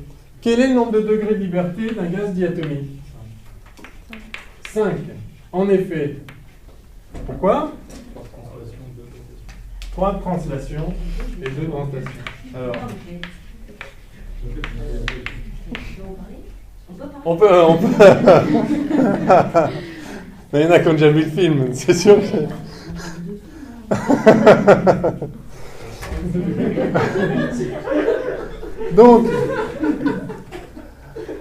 Donc, une particule ponctuelle, elle n'a pas le choix, elle peut se déplacer dans les 3 directions, donc 3 degrés de liberté. Si maintenant, ce n'est pas une particule ponctuelle, mais c'est une particule donc avec deux... Enfin, c'est une molécule avec 2 atomes, la molécule peut se déplacer dans les 3 directions, 3 degrés de liberté, mais en plus, elle peut tourner. Donc, dans l'agitation dans le gaz, à chaque rencontre, elles vont échanger de l'énergie sur les 3 axes, par collision, conservation de la quantité de mouvement, il va y avoir un échange d'énergie de translation, mais aussi elles peuvent se mettre à tourner. Si vous avez 2 particules qui se rencontrent, toc, ça... Bref. Donc en fait, statistiquement, une fois qu'il y aura eu des milliards d'interactions entre des milliards de particules, à la fin on va obtenir un équilibre. Et dans cet équilibre, ce qu'on sait, c'est que chaque degré de liberté, c'est-à-dire chaque mouvement possible de la particule, va recevoir 1,5 de kT comme énergie. Donc, il y a l'énergie cinétique de translation globale de la molécule, et puis il y a l'énergie de rotation autour des axes. C'est-à-dire qu'il y aura autant d'énergie dans la rotation comme ça, que dans la translation comme ça, ou comme ça, et cette énergie sera 1,5 de kBT. Donc, il y a deux degrés de liberté pour la rotation. Ça peut tourner comme ça, ou ça peut tourner comme ça. Non. Sur elle-même comme ça? Là, ça ne change rien. Ah oui, mais de la même façon que elle peut se déplacer enfin, si c'est ça des 3 axes, la particule peut se déplacer par là. Mais ce ne sera pas indépendant de ces 3... Enfin, elle a 3 degrés de liberté. Vous prenez comme vous voulez, mais elle n'en a que 3 des degrés de liberté. Donc là, c'est pareil. Elle peut tourner effectivement en biais comme ça. Mais c'est une combinaison de tourner comme ça et de tourner comme ça. Parce que c'est un solide, et donc chaque solide, c'est caractérisé par un vecteur rotation. Du coup, si c'est H2O... Donc en fait, ça pourrait être 6 si tourner comme ça sur elle-même, ça ne correspondait pas à rien, parce qu'en fait, la particule, c'est des particules ponctuelles en fait, les atomes, dans cette hypothèse-là, sinon il faut monter à beaucoup plus haute énergie pour commencer à voir le mouvement dans le noyau. Donc vous avez des particules ponctuelles, donc il n'y a pas de rotation autour de l'axe qui les joint, parce que ça ne change pas le système en fait, à l'énergie où on regarde la chose. Et donc si on continue, si c'est H2O par exemple, est-ce qu'on sait à combien de degrés de liberté? On obtient le 6e degré de liberté de rotation. Voilà. Et après, pour toutes les autres, on fait comment en fait? Pour toutes les autres molécules? Après, tout dépend de l'énergie, parce que vous pouvez aussi avoir, là c'est dans le cas simple où il n'y a pas trop d'énergie dans le système, parce qu'après, si vous avez une molécule, même à 2 atomes, et qui sont reliés, ça pourrait osciller aussi en distance. Ça veut dire qu'à ce moment-là, il n'y aurait pas que le degré de liberté global de de déplacement, mais chacun pourrait se déplacer un peu indépendamment. Mais en fait, pas indépendamment. Donc vous ajoutez un degré de liberté qui va être la distance entre les corps. Donc vous imaginez par exemple un ressort qui relie les deux atomes, et ce ressort, il peut s'étirer ou se rapprocher. Ça rajoute un degré de liberté. Mais ça n'intervient que à très haute énergie, quand vous arrivez effectivement quand il y a assez d'énergie pour déplacer sensiblement la liaison de valence entre les deux. Donc, mais, enfin bon, voilà. Après, le comportement en fonction de l'énergie, après vous pouvez exciter d'autres types de degrés de liberté. Non, ça oui. Juste 2. Oui, c'est 3. Un gaz monoatomique, 3. Et gaz diatomique, 5, parce qu'en plus, il peut tourner suivant deux axes. Enfin, il peut s'orienter, en fait. En fait, on peut le dire comme ça. L'orientation dans l'espace est définie par juste deux axes. Θ et Φ. D'accord. Ce corps-là, pour déterminer entièrement son état de position, je dois dire où est son centre de masse et dans quelle direction il pointe. Pour dire dans quelle direction il pointe, je dois donner de combien il est incliné par rapport à la verticale et quel est son azimut. Et c'est tout. Donc il y a 5 degrés de liberté. On peut le voir comme ça. Il y a 5 degrés de liberté et par conséquent, chacun a 1,5 kBt.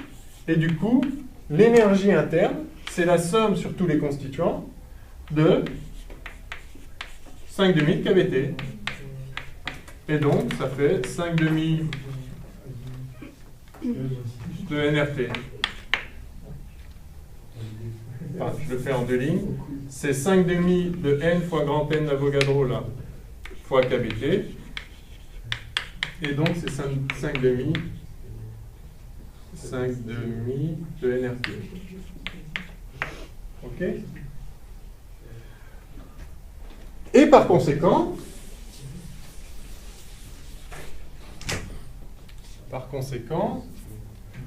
CV, donc DU, c'est 5 demi de NR dt, et DU, c'est CV dt. Donc CV égale 5 demi de NR, ou le CV massique, molaire, ça va être 5 demi de R. Du coup, CP, c'est 5 demi de NR plus NR, Maillère, et donc ça fait 7 demi de NR.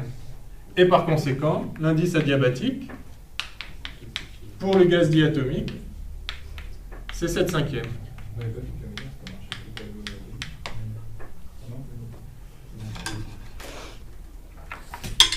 Donc ça, c'est diatomique.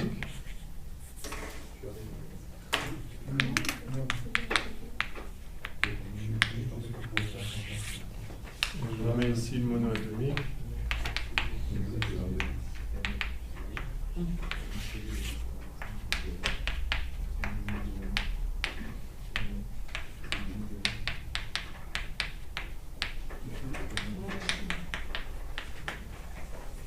OK. Donc si vous vous souvenez, 1,5 de kT par degré de liberté, vous pouvez retrouver tout ça en 3 lignes. Souvent, on vous donne dans les exercices soit un gaz d'indice adiabatique 1,4. C'est très souvent qu'il y a marqué ça dans les exercices. C'est que le 1,4, c'est pas par hasard. Ça veut juste dire que vous avez un gaz diatomique. 1,4, c'est 7/5.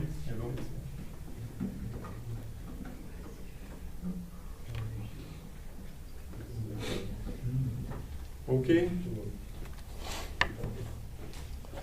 OK, là on a.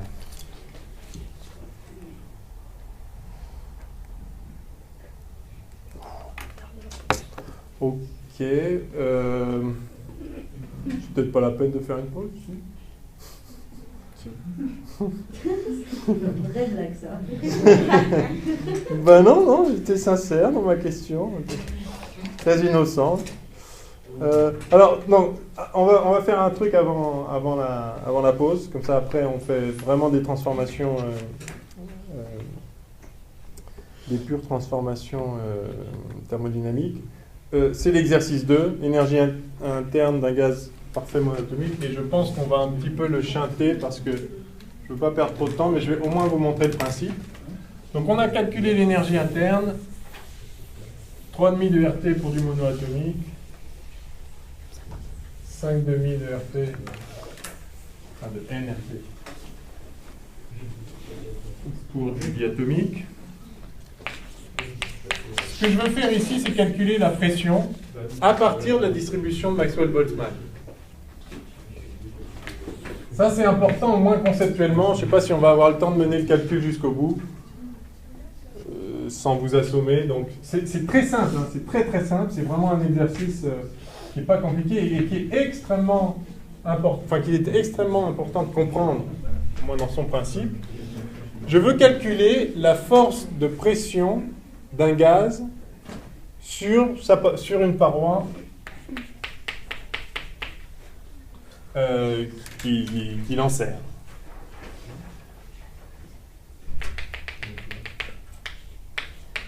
Je note X, la direction orthogonale à la surface. Et je vais m'intéresser à un petit élément de surface ici, un petit bout de surface.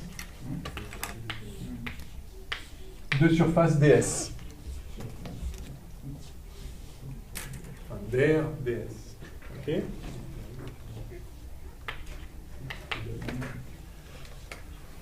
Pourquoi un gaz exerce une pression sur le récipient? Simplement parce que le récipient ne laisse pas traverser le gaz. Par conséquent, quand vous avez une molécule qui arrive, ou un atome, enfin, un constituant du gaz, qui arrive vers la paroi, il ne traverse pas, il est réfléchi.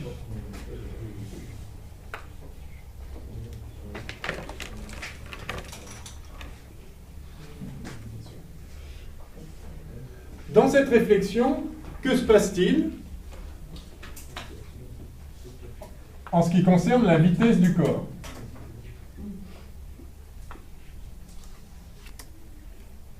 Il a une certaine vitesse v avant la collision, et après la collision, il a une vitesse v'. Cette réflexion se caractérise par un delta v, c'est-à-dire v' moins v, qui vaut combien? Alors ça dépend de la vitesse de la particule, mais tangentiellement à la paroi, en moyenne, il n'y a pas de changement de vitesse. Donc ce qui se passe, c'est qu'au début, vous avez Vx, Vy, Vz, et après, donc ça c'est V, et après vous avez V' qui vaut... Alors Vy et Vz ne vont pas changer, au moins pas en moyenne, et Vx va se transformer en moins Vx. C'est ça la réflexion.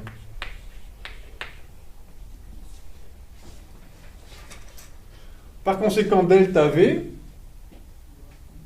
bah c'est ça moins ça, c'est donc moins 2Vx Ux.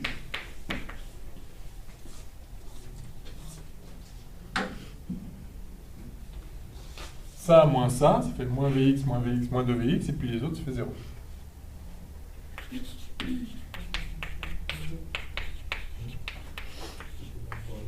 OK? Une réflexion sur un mur qui est orthogonal à l'axe X. J'appelle l'axe X la perpendiculaire à la surface.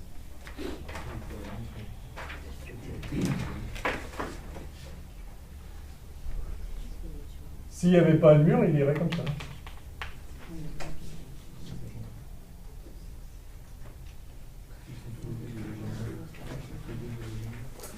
OK, alors on continue.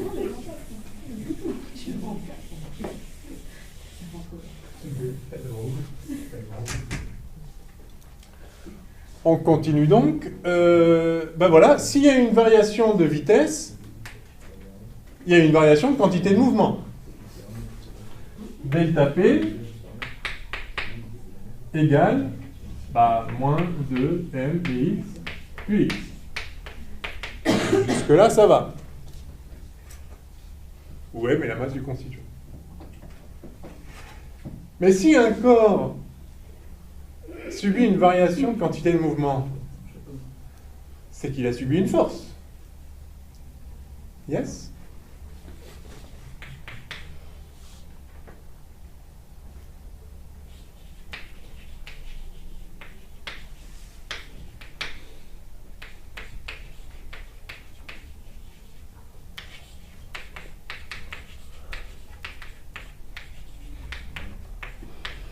En moyenne, cette force, c'est delta P sur delta T étant le temps que ça prend. Alors ça, on a déjà commenté quand on a parlé des chocs, que si le choc est vraiment un choc au sens idéalisé d'une interaction instantanée, ce delta T tend vers 0, du coup cette force tend vers l'infini, c'est un peu délicat à estimer comme ça. Mais là, ça va être très simple. On va simplement s'intéresser globalement à la force que tout le gaz, c'est-à-dire avec toutes les particules qu'il compose, une bleue,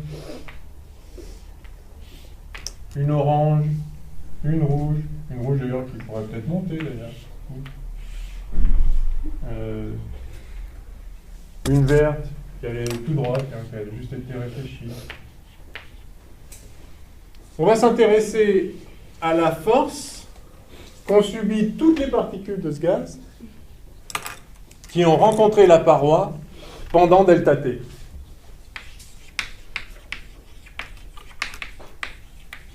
Force globale, moyenne,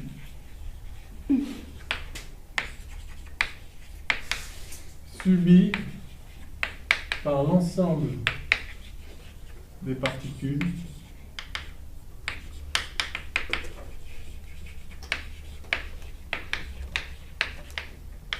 qui ont rencontré la paroi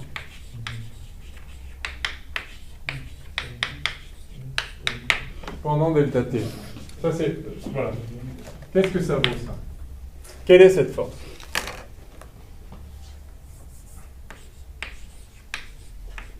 Je note comme ça.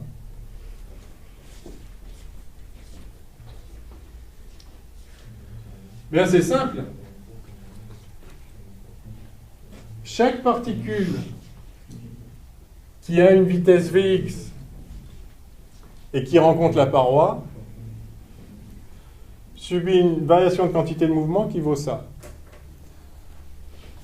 La variation totale de la quantité de mouvement, je peux donc la calculer en intégrant, c'est-à-dire en sommant sur toutes les particules qui rencontrent la paroi pendant dt, cette variation de quantité de mouvement. Donc cette force-là, en fait, c'est delta P total divisé par delta T. Ça, c'est la loi de Newton, on n'y peut rien. La loi de la dynamique est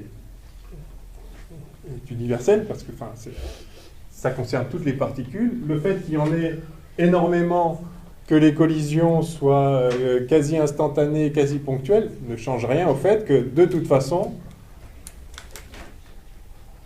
la physique obéit à cette loi générale qui, juste, on me rappelle en fait la définition de la force. Donc, ce qu'il faut que je fasse, c'est que je calcule en fait ce delta P tot.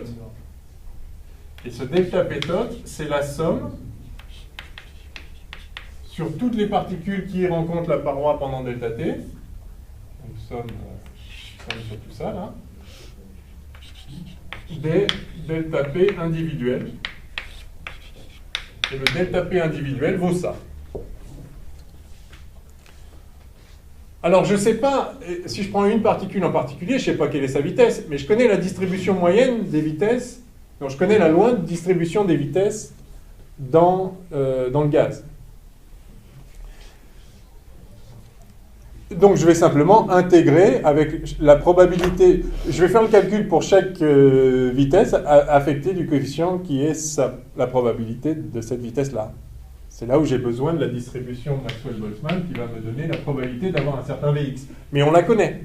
C'est la gaussienne, qui a la largeur qui va bien, qui dépend de la température. C'est une gaussienne parce qu'on est à l'équilibre statistique, et elle a une certaine largeur parce qu'on a une certaine température. Donc je ne réécris pas P de V, je vous montre le principe. Donc, il faut écrire ici, il faut donc savoir en fait combien de particules vont rencontrer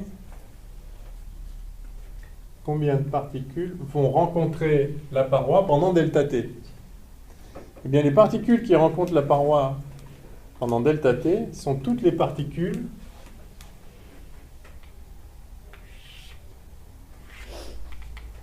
pour celles, on va le faire en deux temps, pour celles qui ont une vitesse horizontale, enfin, suivant UX. Elles étaient où les particules qui rencontrent la paroi pendant ΔT? Pas de marron, hein? Non. Ah, il manque une couleur, c'est pas grave. Bah, elles sont dans un cylindre de surface ds, enfin c'est 3 dimensions, et de longueur Vx dt. D'accord? Si une particule est ici et va par là, avec la vitesse Vx, enfin, si une particule de vitesse Vx va vers la paroi, elle va la traverser, donc la rencontrer, plutôt, elle va être réfléchie par la paroi, à condition qu'elle parte de moins loin que Vx ΔT. Si elle part de plus loin, eh ben, au bout de ΔT, elle sera là, elle n'aura pas encore atteint la paroi. Donc toutes les particules qui vont rencontrer la paroi sont celles qui étaient à moins de Vx ΔT de la paroi. Celles qui étaient plus loin rencontreront la paroi plus tard. Donc pendant ΔT, toutes celles qui auront rencontré la paroi sont toutes celles qui étaient dans ce cylindre-là. Quel est le volume de ce cylindre? dV, eh bien c'est ds fois Vx ΔT. D'accord? La surface fois la longueur.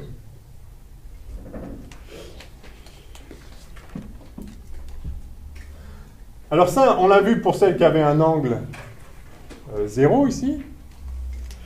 Mais en fait, le truc amusant, c'est que c'est pareil pour celles qui ont un angle pas 0. Et je vais vous le montrer tout de suite. Si vous avez des particules qui viennent comme ça, donc maintenant je sélectionne dans tout le gaz avec des particules qui vont dans toutes les directions, je sélectionne celles qui viennent en biais. Ben en fait, donc là du coup, il faut qu'elles viennent par là. Donc il faut qu'elles démarrent de... Pendant ΔT, elles vont parcourir ici V ΔT.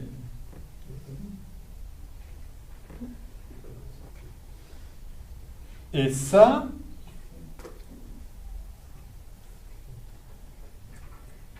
voilà, ce volume-là, c'est le même,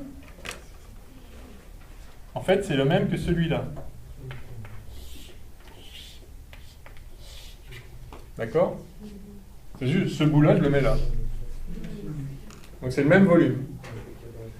Et donc, le volume là, c'est ce volume-là, et ce volume-là, bah, ça c'est la composante de la vitesse Vx, suivant x. Donc ça c'est bien Vx ΔT.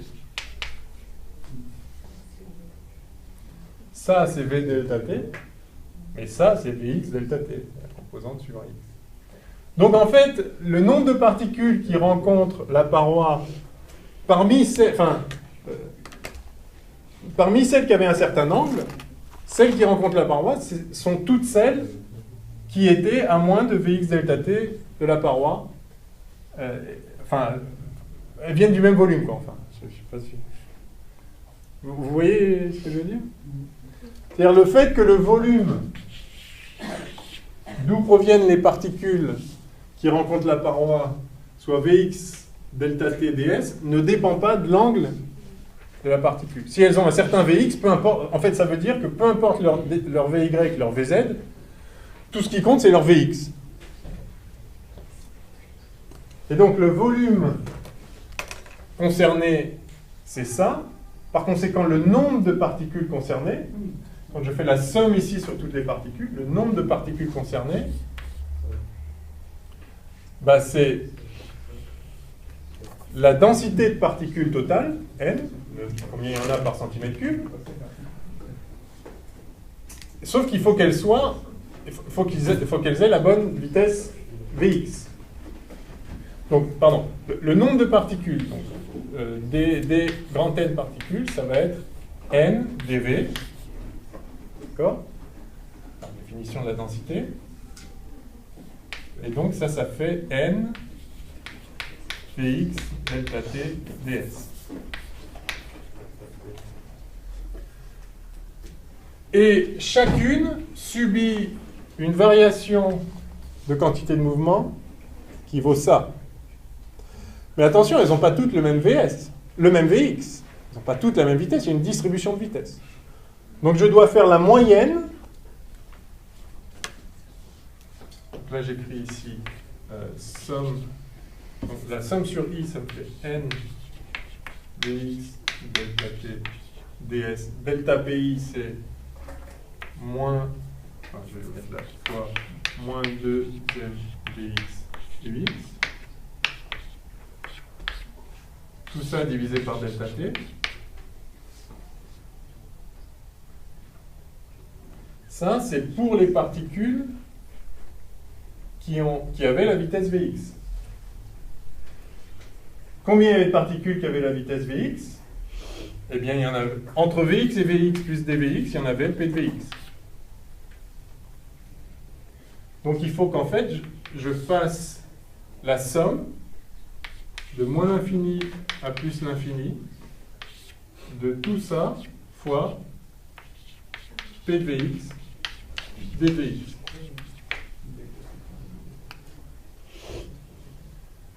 Les particules qui avaient la vitesse Vx ont subi comme variation de quantité de mouvement ça. Donc si je somme sur toutes celles qui avaient, maintenant si je somme sur toutes les particules qui avaient la vitesse Vx, entre Vx et Vx plus dVx, j'obtiens cette variation de quantité de mouvement fois le nombre qu'il y en avait. Et il y en avait ça, alors fois P de Vx dVx. Là, j'ai supposé ici, en fait, ça c'est n de Vx. Ça concerne celle qui avait la vitesse Vx. Et ce n de Vx, c'est n P de Vx dVx. Si vous voulez, c'est un dn de Vx.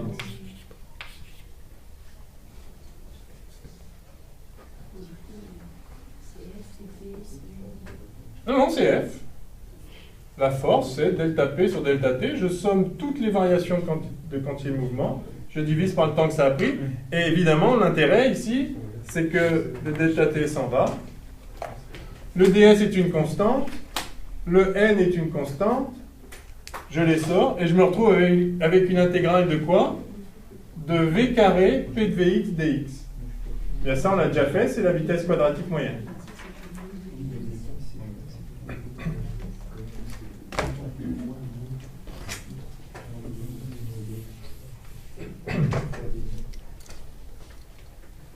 Par conséquent, donc la force moyenne, on voit que c'est égal à moins, alors il y a un moins 2 m n ds ux fois la somme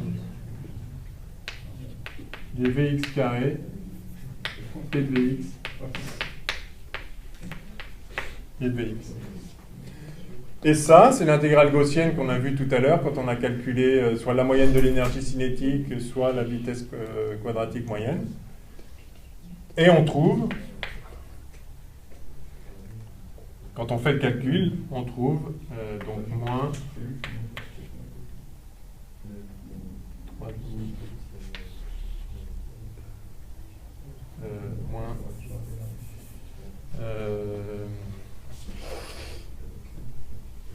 on trouve moins N KBT DSX. Voilà, on trouve ça. Si vous prenez la valeur de cette intégrale qu'on a donnée tout à l'heure, on obtient ça. Alors ça, c'est extrêmement important. Ce qu'on voit là, c'est plusieurs choses. D'une part, alors évidemment, ça c'est la force subie par le gaz. Par conséquent, action et réaction, le gaz exerce sur la paroi la force opposée. Donc la force du gaz sur la paroi. P de Vx, c'est la force. Pardon? P de Vx, c'est la force parce que Non. P de Vx, c'est AF comme ça. Non, P de Vx, c'est la densité de probabilité. Pourquoi on passe ça comme ça? Hein? Pourquoi on passe à F là comme ça? Non, c'est tout ça, quoi. La force, c'est la somme de tout ça. C'est-à-dire, c'est delta P, donc j'ai le delta P. Ah non, il est pas à sa place, d'accord. Ouais. Il faut comprendre, si vous ne suivez pas tout le calcul, c'est pas grave. Il faut comprendre conceptuellement de quoi il s'agit. Chaque particule, une particule qui rebondit est une particule qui subit une force. Pour calculer la force globale reçue par le gaz, je calcule la variation de quantité de mouvement totale de toutes les particules qui rencontrent la paroi pendant un certain temps. Pour ça, je compte combien il y avait de particules qui ont rencontré la paroi. C'est lié, évidemment, à la densité de particules et à la vitesse. Et je sais, à la vitesse suivant x en l'occurrence, je sais combien il y a de particules qui ont exactement la vitesse Vx à dVx près. Et donc j'intègre sur toutes ces particules. D'où cette somme qui est le point clé. Il y a une somme sur toutes les particules qui peuvent avoir toutes les vitesses possibles, et je donne à chaque vitesse donnée le poids correspondant, c'est-à-dire la densité de probabilité d'avoir exactement cette vitesse-là. Et ça, c'est donné par Maxwell-Boltzmann, c'est la gaussienne standard de l'équilibre thermodynamique. Et ce que je trouve, donc je trouve la force globale subie par le gaz, j'en déduis la force globale subie par la paroi. Parce que si la paroi exerce une force sur le gaz exerce sur la paroi exactement la force opposée. Et j'obtiens ça. Et ça, c'est très important, donc je disais pour plusieurs raisons. D'une part, c'est dirigé suivant UX. Donc la force est orthogonale à la paroi. Bien. Deuxièmement, c'est proportionnel à la surface considérée. C'est-à-dire que là, mais c'est pas très surprenant, la force exercée par les particules sur la paroi est 2 fois plus grande si la surface est 2 fois plus grande. Mais on l'a trouvé juste en faisant le calcul, bien évidemment. Et c'est ça qui permet de définir la pression. C'est-à-dire, la pression, par définition,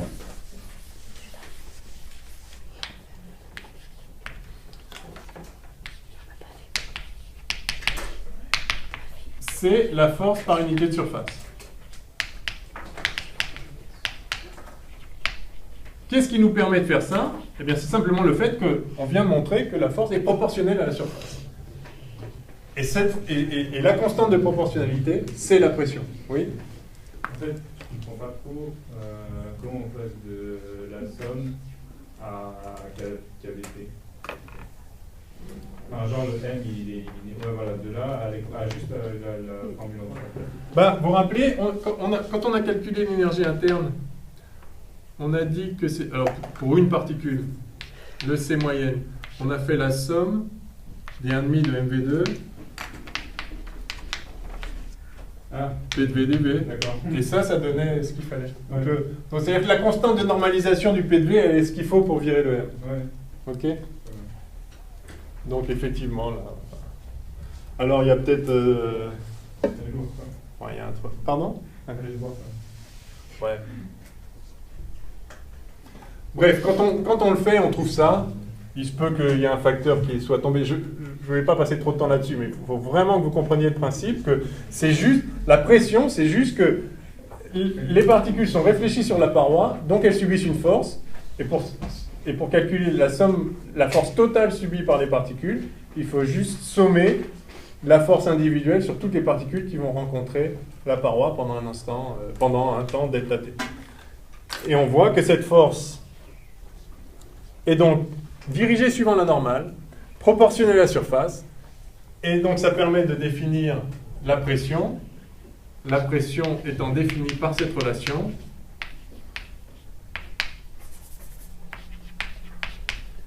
dF égale P fois ds, où ds est l'élément de surface orienté vers l'extérieur, on pousse vers l'extérieur. Je peux l'écrire encore, PDS U orthogonal, pour bien montrer ici que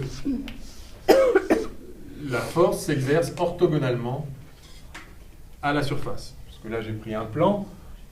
Après, c'est parce que je suis à l'échelle infinitésimale. Le récipient il peut avoir la forme qu'on veut. En chaque point, la force de pression s'exerce orthogonalement à la surface en ce point-là. Voilà, ça, cette expression-là, notez-la bien, c'est la définition de la pression.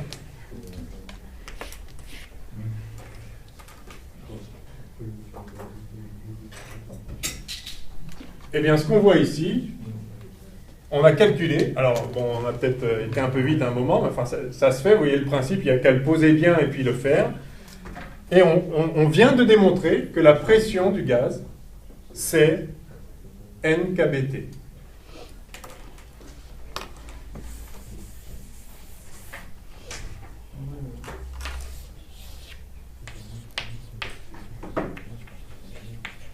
On a calculé explicitement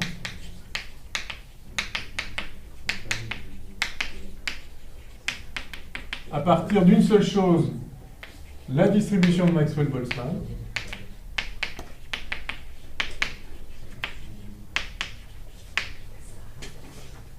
C'est ça vraiment que je veux que vous reteniez. On calcule explicitement la force exercée par le gaz sur la paroi, donc moins la force que la paroi exerce sur le gaz. Avec une seule hypothèse, les particules sont distribuées avec la loi de Maxwell-Boltzmann, sont distribuées dans les vitesses avec la loi de Maxwell-Boltzmann, qui est la loi d'équilibre. Donc si vous avez un gaz à l'équilibre à la température T, eh bien la force sur la paroi correspond à un terme de pression, c'est-à-dire eh bien de cette forme-là, avec une pression qui vaut N, densité de gaz,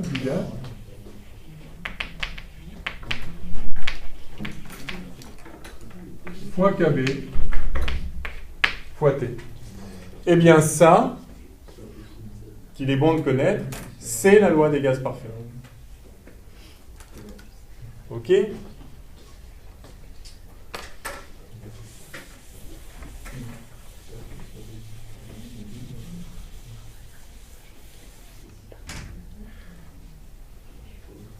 C'est peut-être caché l'hypothèse que c'était un gaz parfait, mais c'est que dans cette force-là, justement, j'ai supposé qu'il n'y avait pas, par exemple, des forces de Van der Waals entre les molécules du gaz et celles de la paroi, et surtout ni entre les molécules du gaz entre elles, etc. J'ai juste supposé que tout est purement cinétique. J'arrive, je rebondis, il n'y a pas d'interaction entre les particules, j'ai rien pris en compte, hein, d'accord ?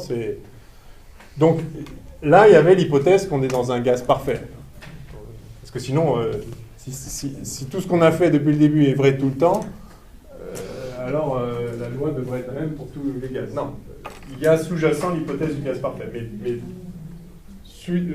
sous cette hypothèse, on a calculé explicitement ce que vaut la pression, et par conséquent, la densité de molécules, enfin la densité de particules, c'est évidemment le nombre total divisé par le volume.